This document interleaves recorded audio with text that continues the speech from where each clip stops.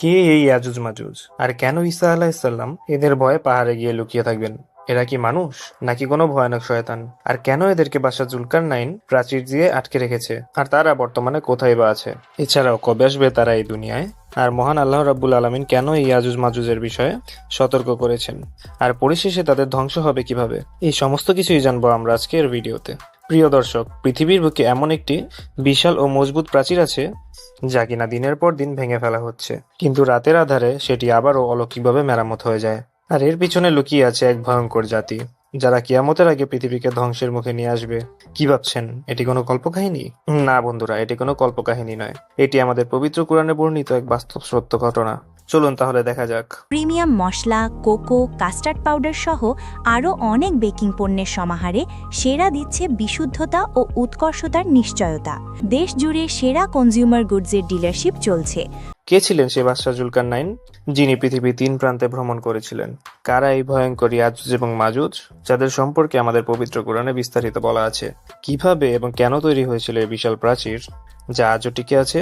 বন্ধুরা, পবিত্র কোরআনে সূরা কাহাফে আল্লাহ তাআলা জুলকারনাইন নামক এক মহান বাদশার কথা উল্লেখ করেছেন। তিনি ছিলেন একজন পরাক্রমশালী এবং ন্যায়পরায়ণ শাসক, যাকে আল্লাহ পূর্ব থেকে পশ্চিম পর্যন্ত সাম্রাজ্য পরিচালনার ক্ষমতা দিয়েছিলেন।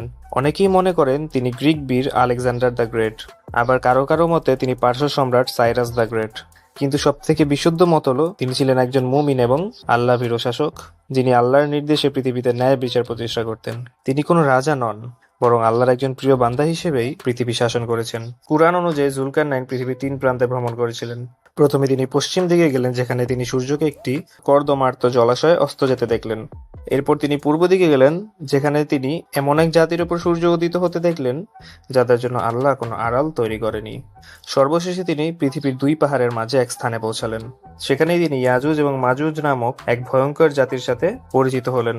এই ইয়াজুজ এবং মাজুজ ছিল মানব জাতিরই একটি অংশ, কিন্তু তাদের স্বভাব ছিল হিংস্র এবং বর্বর। তাদের একমাত্র উদ্দেশ্য ছিল পৃথিবীর বুকে বিশৃঙ্খলা সৃষ্টি করা। তারা পার্শ্ববর্তী শান্তিপূর্ণ জাতিদের ওপর আক্রমণ করত, তাদের ধন সম্পদ লুট করত, ফসল নষ্ট করত এবং নারী এবং শিশুদের দাস বানিয়ে নিয়ে যেত। তাদের অত্যাচারে অতিষ্ঠ হয়ে সেই অঞ্চলের লোকেরা জুলকারনাইনকে সম্পদ দিতে চেয়েছিল, যেন তিনি তাদের এই ভয়ঙ্কর জাতি থেকে রক্ষা করেন। কিন্তু জুলকারনাইন অত্যন্ত বিনয়ের সাথে তাদের প্রস্তাব প্রত্যাখ্যান করল।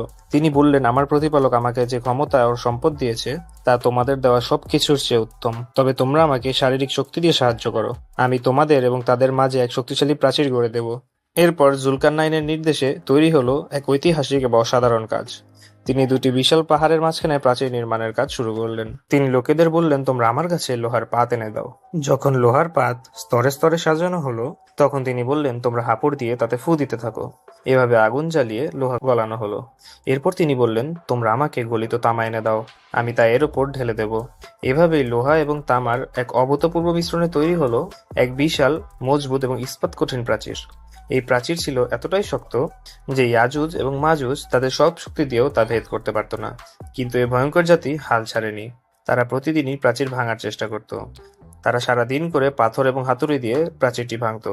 দিনের শেষে যখন তারা ক্লান্ত হয়ে যেত, তখন তাদের এক নেতা বলতো, আজকের মতো থাক, কালকে এসে আমরা বাকিটা শেষ করব। কিন্তু এই ঘটনার পেছনে লুকিয়ে আছে এক গভীর রহস্য। তারা কখনো ইনশাআল্লাহ বা আল্লাহর ইচ্ছা এই কথাটি বলতো না, আর তাই আল্লাহর কুদরতে প্রতি রাতে প্রাচীরটি আবার পূর্বাবস্থায় ফিরে আসতো। এই রহস্যময় ঘটনা শত শত বছর ধরে চলতে থাকতো। রাসূলের একটি সহিহ হাদিসে এই ঘটনার সত্যতা পাওয়া যায়। হাদিসে বলা হয়েছে, কিয়ামতের আগে ইয়াজুজ এবং মাজুজ প্রতিদিনই প্রাচীরটি ভাঙবে এবং প্রতি রাতে সেটি আবার জোরে লেগে যাবে। কিন্তু কিয়ামতের একটি বিশেষ সময় তারা ক্লান্ত হয়ে যাওয়ার পরও তাদের একজন নেতা বলবে, ইনশাআল্লাহ কালকে এসে আমরা বাকিটা শেষ করে ফেলবো। সেদিন তারা প্রথমবারের মতন আল্লাহর নাম নেবেন, আর ইনশাআল্লাহ বলার বরকতে সেই রাতে প্রাচীরটি আর মেরামত হবে না। সেদিন তারা বেরিয়ে আসবে এবং পৃথিবীর বুকে ছড়িয়ে পড়বে। তো বন্ধুরা, এখন কোশ্চেন হলো যে এই বিশাল প্রাচীরটি কি আসলেই বিদ্যমান? বিজ্ঞানীরা কি এর কোনো খোঁজ পেয়েছেন? আধুনিক যুগে বিভিন্ন মুসলিম গবেষক এবং প্রত্নতাত্ত্বিকরা এই প্রাচীরের সম্ভাব্য অবস্থান খুঁজে বের করার চেষ্টা করেছেন। অনলাইনে ইয়াজুজ এবং মাজুজ সম্পর্কে যে সকল তথ্য এবং আলোচনা পাওয়া যায়, সেগুলো একটি বিশ্লেষণ, মূলত ইউটিউব ভিডিও, ইসলামিক ব্লগ এবং গবেষণা প্রোগ্রামে সংগৃহীত, যা এই বিষয়ে আগ্রহী মানুষের কৌতূহল মেটায়। ককেসাস পর্বতমালা, এটি সবচেয়ে জনপ্রিয় এবং বহুল আলোচিত তত্ত্ব। অনলাইন দাবি করে যে ইয়াজুজ মাজুজের প্রাচীরটি কাস্পিয়ান সাগর এবং কৃষ্ণ সাগরের মধ্যে পর্বতমালার কোন এক স্থানে অবস্থিত। তারা দারিয়াল গিরিপথ বা দারিয়াল গর্জের কথা উল্লেখ করে, যা 2টি বিশাল পর্বতের মাঝে অবস্থিত এবং প্রাচীনকালে প্রাচীর দিয়ে বন্ধ করা হয়েছিল। অনলাইন ভিডিওতে অনেক জায়গায় গিরিপথের প্রাচীন দেয়ালের ধ্বংসাবশেষের ছবি দেখানো হয়। তিয়ানশান পর্বতমালা, এই তত্ত্বটি অনলাইনে বেশ প্রচলিত। বন্ধুরা, অনলাইনে আরো একটি বহুল প্রচলিত তত্ত্ব হলো যে ইয়াজুজ এবং মাজুজ কোনো শারীরিক জাতি নয়, বরং তারা একটি প্রতীকী সত্তা।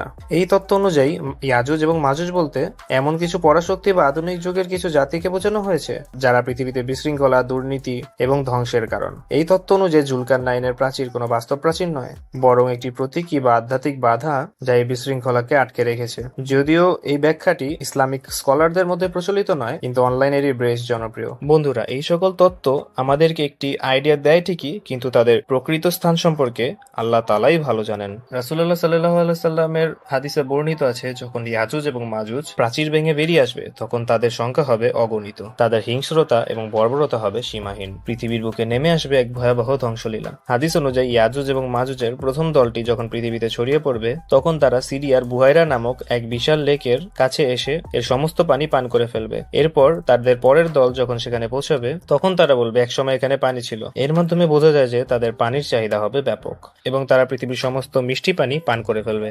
ফলে পৃথিবীতে তীব্র পানির অভাব হবে, যা ব্যাপক দুর্ভিক্ষ এবং বিপর্যয়ের কারণ হবে। তারা পৃথিবীতে ছড়িয়ে পড়ার পর তারা সামনে যে মানুষকেই পাবে তাকেই হত্যা করবে। রাসূলুল্লাহ সাল্লাল্লাহু আলাইহি ওয়াসাল্লাম একটি হাদিসে বলেছেন, তারা বলবে যে তারা পৃথিবীর সমস্ত মানুষকে হত্যা করে ফেলেছেন। তারপর তারা আকাশের দিকে তীর ছুড়বে এবং বলবে যে আকাশের অধিবাসীদেরও আমরা হত্যা করেছি। যদিও তাদের এই কথাটি হবে অহংকারপূর্ণ, কিন্তু তাদের ধ্বংসের ইচ্ছা হবে চরম। তাদের এই ধ্বংসযজ্ঞ থেকে কেবল মুমিনরা ছাড়া আর কেউই রক্ষা পাবেন না। ইয়াজুজ এবং মাজুজের ভয়ে পৃথিবীর মানুষের এমন অবস্থা হবে যে তারা পাহাড়ের চূড়ায় এবং দুর্গম অবস্থায় অবস্থান নেবে। কোনো মানুষই তাদের সামনে টিকে থাকতে পারবে না। তাদের সংখ্যা এতটাই বেশি হবে যে যেখানেই তারা যাবে সেখানেই পঙ্গপালের মতো ছড়িয়ে পড়বে এবং সবকিছু ধ্বংস করে দেবে। এমন চরম দুর্দিনে আল্লাহ তাআলা তার মুমিন বান্দাদের রক্ষা করবেন। হাদিসে বর্ণিত আছে, সেই সময় মুমিনরা কোনো খাবার পাবেন না। তখন আল্লাহ তাআলা নিজেই তাদের জন্য বিশেষ খাবার পাঠাবেন। মুমিনরা সেই খাবার খেয়ে ক্ষুধা নিবারণ করবে এবং ইয়াজুজ এবং মাজুজের হাত থেকে রক্ষা পাবে। বন্ধুরা, ইয়াজুজ এবং মাজুজের ধ্বংস কোনো মানুষের হাতে হবে না, তাদের ধ্বংস হবে আল্লাহর নির্দেশে। আল্লাহ তাআলা তাদের উপর এক ধরনের পোকা বা জীবাণু পাঠাবেন, যা তাদের ঘাড়ে ঢুকে যাবে এবং এক রাতের মধ্যেই তাদের সবাইকে ধ্বংস করে দেবে। সকালে যখন মানুষ বের হয়ে দেখবে, তখন দেখবে তাদের লাশগুলো স্তূপ হয়ে পড়ে আছে। এরপর আল্লাহ তাআলা এক ধরনের পাখি পাঠাবেন, যারা তাদের লাশগুলো বহন করে নির্দিষ্ট স্থানে ফেলে দেবে। অবশেষে যখন তারা আল্লাহর নির্দেশে ধ্বংস হবে, তখন পৃথিবীতে আবার শান্তি ফিরে আসবে। তো বন্ধুরা, এই গল্প আমাদের শেখায় যে আল্লাহর ক্ষমতা সীমাহীন, তার প্রতিটি কথার মধ্যে রয়েছে গভীর প্রজ্ঞা।